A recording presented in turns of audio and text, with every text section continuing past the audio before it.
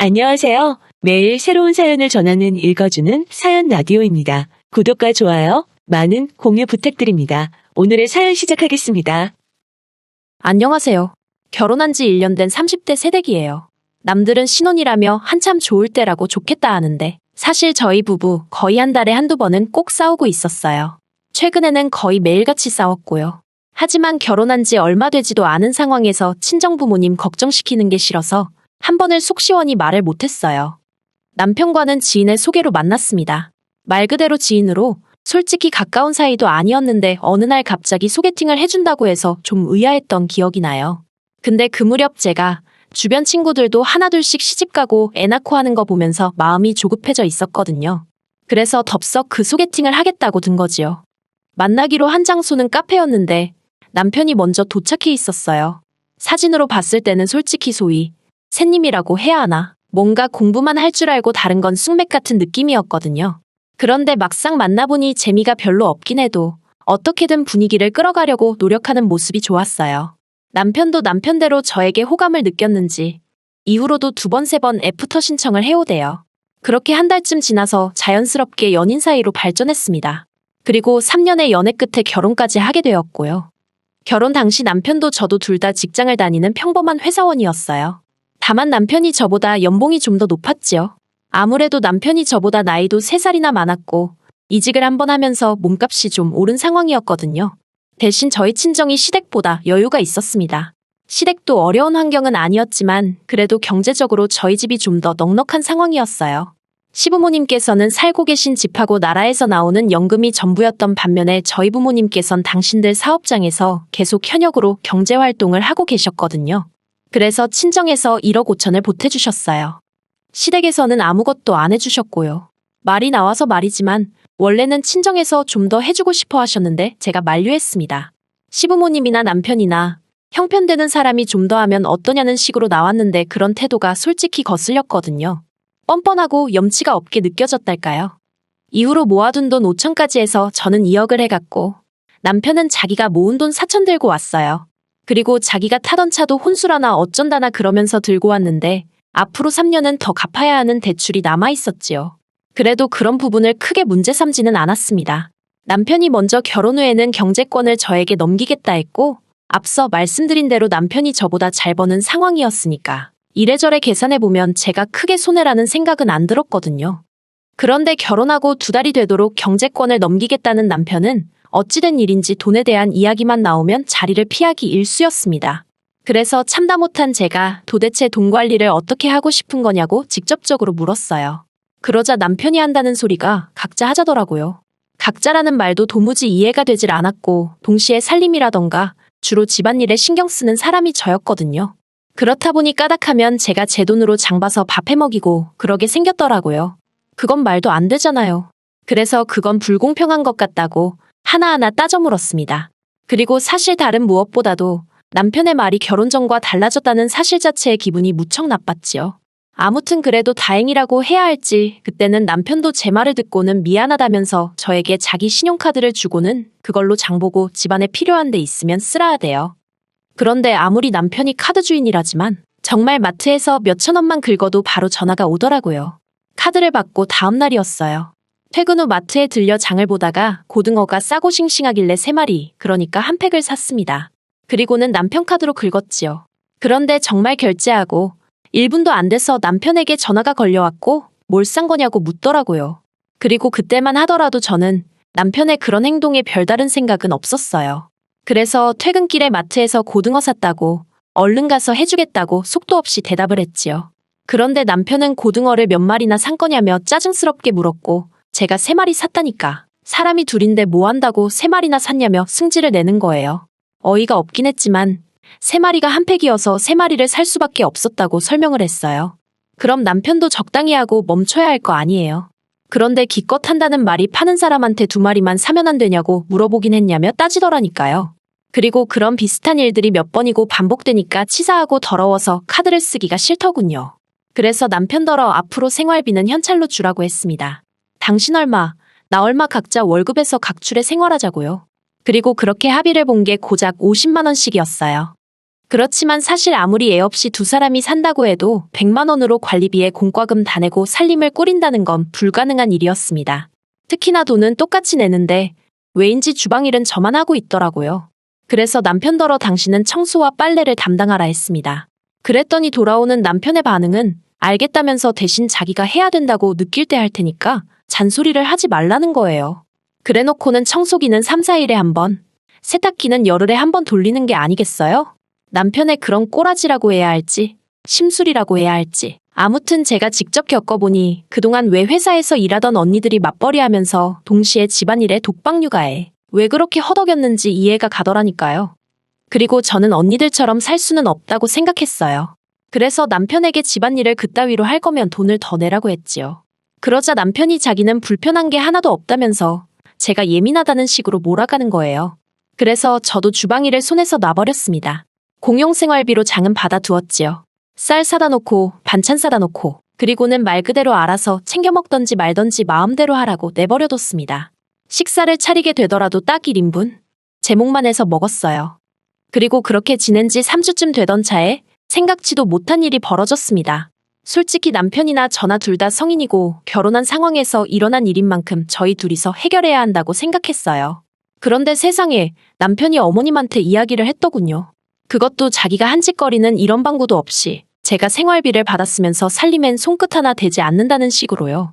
그러니 어머님께서 제가 군기가 빠졌다나 어쨌다나 하시며 한달음에 저희 집으로 쫓아오셨습니다. 처음엔 솔직히 연락도 없이 찾아오신 어머님이 황당하고 어이없고 그렇지만 이내 차라리 잘 됐다 싶더라고요. 그래서 저도 어머님을 붙들고 그동안 쌓아뒀던 억울하고 답답한 마음을 속사포처럼 쏟아냈습니다. 그리고 저는 솔직히 어쨌든 어머님이 어른으로서 그리고 같은 여자로서 어느 정도 상황을 정리해 주실 줄 알았어요. 어머님은 평생 전업을 하셨으니 제가 느끼는 서러움도 어느 정도는 공감해 주실 줄 알았고요. 하지만 이게 웬걸요. 어머님께서는 제 이야기를 다 들으시고도 그래도 여자가 살림을 해야 하는 게 맞답니다. 생활비는 옛날에야 남자들이 외벌이를 했으니 그렇지만 요새는 같이 잘 버는데 왜 남편한테만 부담을 주냐 하시면서요. 이중자 때 내로남불이 이런 건가 싶어서 웃기지도 않더라니까요. 결국 저와 남편은 갈등의 골을 좁히지 못했습니다. 남편은 선심 쓰듯 자기가 생활비를 80만 원 낼 테니 저더러 이참에 주방일은 물론이고 청소와 빨래까지 도맡으라 했어요. 그게 마치 엄청난 배려인 듯 말이에요. 하지만 제가 막말로 30만 원이 아쉬워서 그 고생을 하겠어요? 제가 웃기지도 않는 소리라며 남편더러 꿈깨라 했습니다. 그리고는 앞으로 정말 각자 생활하자 했네요. 각자가 어떤 건지 한번 보여주겠다고요. 그리고 그때부터였습니다. 남편은 마치 저 보란 듯 하루가 멀다 하고 쇼핑을 해대더군요. 매일같이 세상 쓸모없어 보이는 장난감들을 사나르고 신발도 몇 켤레씩 사다 놓고요. 저 사람이 나랑 아이를 낳고 미래를 그려갈 생각이 있는 건가 싶을 정도로 앞뒤 가리지 않고 돈을 써대는 눈치였다니까요. 게다가 제가 식사를 챙겨주지 않았더니 매일 밤마다 배달음식에 3, 4만 원씩 쓰는 것도 예산일이었지요. 그리고 무엇보다도 저와는 말 한마디 상의도 없이 남편이 그동안 어머님 아버님께 한 달에 50만 원씩 따로 용돈을 드리고 있었더라고요. 자식이 부모한테 용돈 당연히 드릴 수 있어요. 하지만 결혼 초 제가 먼저 양쪽 집에 30만 원씩 해드리자고 했을 때 장인 장모님은 돈도 많은데 꼭 우리가 챙겨드려야 되는 거냐며 얼마나 툴툴거렸는지 모릅니다. 그래서 결국 유야무야 없던 일이 되었고요.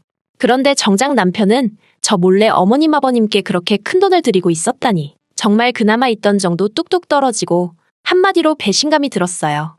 그리고 그런 남편으로 인해 결혼을 내가 왜 했을까 하는 회의감을 느끼던 무렵이었습니다. 어머님이 소화가 잘 안 된다며 병원에 가셨는데 그곳에서 충격적인 이야기를 듣고 오셨더군요. 어머님 간이 다 망가졌다고요. 그리고 그렇게 어머님의 간이 망가지게 된 데에는 남편이 저 몰래 사들인 영양제가 한몫했지요. 어머님 말씀으로는 저희 남편이 영양제를 사다 주면서 하루도 빠지지 말고 먹으라고 했대요. 그런데 초기에 몇 번 먹으니까 영속이 좋지 않더랍니다. 그래서 남편더러 환불을 받아오라 하니 쪽팔리게 무슨 환불이냐며 그리고 믿고 먹어야 효과가 있는 거라고 어머님더러 그냥 드시라고 했다대요. 어머님은 잘난 당신 아들이 그러라 하니 속에서 안 받는데도 그냥 꾹 참고 드셨답니다. 그리고 결국 그 영양제가 어머님 간을 다 망가뜨린 거였고요. 병원에서는 당장 간이식을 해야 한다 했고 그때부터 시댁의 병원비가 하염없이 들어가게 됐던 모양이에요. 참고로 알고 보니 저희 어머님 아버님 그 연세에 도움이 될 만한 보험 하나 없으셨지요. 그리고 그제서야 남편이 저를 찾았습니다. 하루는 퇴근하고 집에 왔는데 제가 손대지 않으면 돼지우리 같던 집이 정말 개미파리가 미끄러질 만큼 반짝반짝 닦여 있는 게 아니겠어요?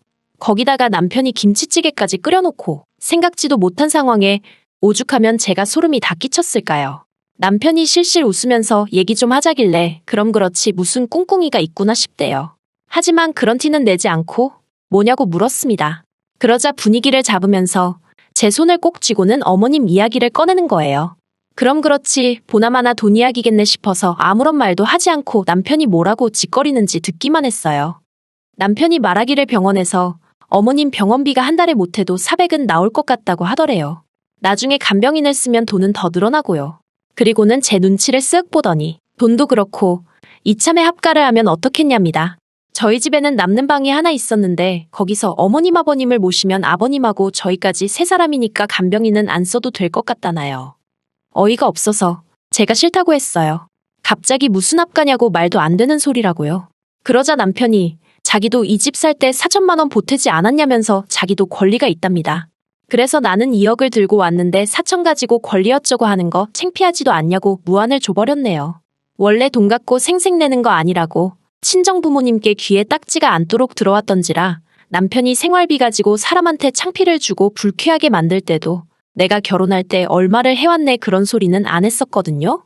그런데 남편이 너무 뻔뻔하니까 이런 사람한테는 직접적으로 알려주는 수밖에 없다 싶대요. 그래서 그냥 내질러버린 거지요. 그러자 남편이 한다는 소리가 부부 사이에 그런 걸 어떻게 다 따지면서 사냐는 거예요. 가정이란 울타리가 생겼으니 남편에게는 장인 장모가 제2의 부모이고 저에게는 어머님 아버님이 제2의 부모랍니다. 그러면서 부모가 아픈데 모른 척하는 자식이 어디 있냐고요. 그런데 제가 별다른 반응을 안 보였어요. 사실 처음엔 화도 내고 그랬지만 뒤로 갈수록 아예 별 반응을 보이지 않았지요. 그러니 자기도 별 수가 없다 싶었는지 그러면 차라리 어머님 병원비를 보태달랍니다. 자기 혼자 감당하기엔 금액이 너무 크다면서 제 월급에서 100만 원씩만 보내달래요. 정말이지 합가 얘기보다 더 어이가 없더라니까요. 제가 남편더러 내가 왜 그래야 되냐고 물었어요. 그러자 남편이 기껏 하는 말이 우린 부부잖아 그러대요. 우리가 부부 맞냐고 받아쳤습니다. 와이프가 쓰는 돈이라면 10원짜리 하나에도 부들부들 떨던 사람 아니냐고. 그런데 이제 와서 부부 어쩌고 운운하는 거 창피하지도 않냐고요. 부부라는 게 원래 서로 힘든 시절도 같이 이겨내고 좋은 추억도 만들고 하면서 그 힘으로 같이 살아가야 하는데 당신과 내가 그런 기억이 있냐? 나는 당신 때문에 속상하고 힘들고 서운했던 기억밖에 없다. 정말 그간 가슴에 맺혀있던 말들을 아주 따발총처럼 쏘아댔어요. 그리고는 이제 와서 행여나 나한테 안 해노릇 며느리돌이 같은 건 바라지도 말라고 못을 박아버렸지요. 그랬더니 남편이 한숨을 푹푹 내쉬더니 그러면 뭐 방법이 없답니다. 그리고는 급기야 이혼 이야기를 꺼내더라고요. 어이가 없어서 남편을 빤히 쳐다봤어요. 그동안 제가 남편의 거지 같은 행동을 버텼던 이유는 딱 한 가지. 친정부모님께 결혼한 지 1년도 안 돼서 이혼하는 그런 모습은 보여드리고 싶지 않아서였거든요. 남편이란 작자도 그 사실을 잘 알고 있었지요. 그러니 이혼이란 카드를 꺼내서 저를 압박하려 했던 거예요. 내가 결혼한 사람이 저렇게 비열한 사람이었나 하는 생각에 자괴감도 들었고 정말 화가 나대요. 그래서 마지막이란 심정으로 진심이냐 물었습니다. 그랬더니 진심이라면서 이혼하고 이 집도 팔아서 자기가 가져왔던 4천만 원 돌려달래요. 그걸로 어머님 아버님 병원비나 해야겠다면서. 그리고는 주변 사람들은 며느리인 제가 시부모님 병원비 보태드리기 싫어서 이혼한 여자라고 생각할 거라며 직장 생활은 가능하겠냐고 빈정거리는데 정말 손발이 부들부들 떨리더라니까요. 결국 저는 친정부모님께 사실 그대로 있는 그대로 모든 것을 털어놓았습니다. 친정부모님이 실망하실까봐 이혼만큼은 어떻게든 피해보려고 했는데 너무 괴롭고 힘들어서 그동안 남편이 저를 힘들게 했던 사소한 일들까지도 전부 다 말씀드렸어요. 사실 그동안 제 얼굴에 침 뱉기 같아서 그 누구에게도 속 시원히 제 이야기를 하지 못했거든요. 그래서인지 이야기하는 내내 눈물이 계속 흐르더라고요. 그리고 그런 제 모습을 본 친정부모님께선 바보같이 그걸 왜 참고 살았냐며 당장에 헤어지라 하셨습니다. 부모에겐 자식의 행복이 1순위라며 체면이고 사람들이 쑥덕거리고 그런 건 신경 쓰지 마라고 말씀해 주셨지요. 그리고 친정부모님의 말씀에 힘을 얻고 돌아온 바로 그날도 남편은 여지없이 제 얼굴 앞에 이혼 서류를 들먹이며 빨리 사인하라고 난리를 쳤어요. 저는 그런 남편에게서 서류를 낚아채선 알겠다고 하며 사인을 했고요. 그러자 남편의 표정이 가관이었습니다. 한마디로 아차 이게 아닌데 하는 표정이었거든요. 이후로 자기 딴에는 아무렇지 않은 척이라도 하려던 건지 저더러 확실하냐 후회 없냐 낙장불입이다 어쩌다 해대는데 너무 짜증나서 왜 이렇게 말이 많냐고 하기로 했으면 하는 거라고 내일 당장 접수하라고 소리를 지르곤 저 먼저 방으로 들어가 버렸네요. 그런데 이후로 일주일이 지나도 남편은 서류를 접수하지 않았고 더 정확히 말하자면 이혼의 이응자도 말을 안 하더라고요. 오직 제 눈치를 살피기에 급급했지요. 결국 안 되겠다 싶어서 제가 먼저 집을 부동산에 내놓고 남편에게 알렸습니다. 이때 정말이지 집이 제 명의라서 얼마나 다행이다 싶던지요. 여담이지만 결혼식을 앞두고 부부라는 이유로 공동명의를 집요하게 요구하던 남편이었습니다. 듣다 못한 제가 양심 좀 챙기라고 한마디 했었고요. 아무튼 그렇게 집까지 내놨고 남편에게는 빨리 이혼 수속을 밟자고 했어요. 그리고 그제서야 남편이 생각이 바뀌었답니다. 이혼을 안 하겠다는 거예요. 이후로 남편과 말을 섞으면 섞을수록 어린애하고 싸우는 기분이었다고 해야 할까요? 결국 안 되겠다 싶어서 저는 변호사를 쓰게 되었습니다. 그리고 지금 남편과는 이혼 소송을 진행 중이에요. 이 사실을 알게 되신 어머님 아버님 두 분 다 난리가 나셨고요. 아버님은 도와달라고 한 적 없다, 병원비 안 줘도 된다 하시며 어떻게든 저희 두 사람의 이혼은 막으려 하고 계세요. 하지만 어머님은 저더러 세상에 시엠이 아픈데 이혼하자고 드는 며느리가 어딨냐면서 제가 당신 아들 인생 망쳐놨다고 나오지도 않는 눈물 쥐어짜내시며 제 탓을 하기에 바쁘시지요. 그리고 그런 어머님의 모습을 보고 있으니 정말 이혼해야겠다는 생각밖에 안 든답니다. 정말이지 할 수만 있다면 최선을 다해서 남편의 인생을 망쳐놔야겠다는 오기가 드는 지경이에요. 결혼 생활이 짧았던 만큼 위자료나 뭐 그런 건 기대도 없어요. 고약스러운 남편의 성격 덕분에 1년도 더 걸릴지도 모르겠고요. 하지만 지금은 어떻게든 남편과 완벽하게 남남이 되고 싶다는 마음뿐입니다. 저런 남편이랑 참고 살아봤자 지금이야 제가 제 힘으로 돈이나 벌지 애라도 낳고 직장이라도 관둬봐요. 돈 가지고 사람을 얼마나 들들 볶고 생색은 또 얼마나 내겠어요? 그런 푸대접을 받을 게 뻔한데 절대 같이 못 삽니다. 어머님께는 죄송한 마음이 아예 없는 것 아니에요. 가뜩이나 몸도 안 좋으신데 이런 일로 스트레스를 받게 되셨으니 하지만 어머님이 당신 아들 개차반으로 키워놓은 탓이니 너무 제 탓만 하진 않으시길 바랄 뿐입니다. 뿌린 대로 거두는 법이니까요. 긴 이야기 들어주셔서 감사합니다. 오늘의 사연은 여기까지입니다. 구독과 좋아요, 알람 설정해주시면 앞으로 더 좋은 사연으로 찾아오겠습니다. 감사합니다.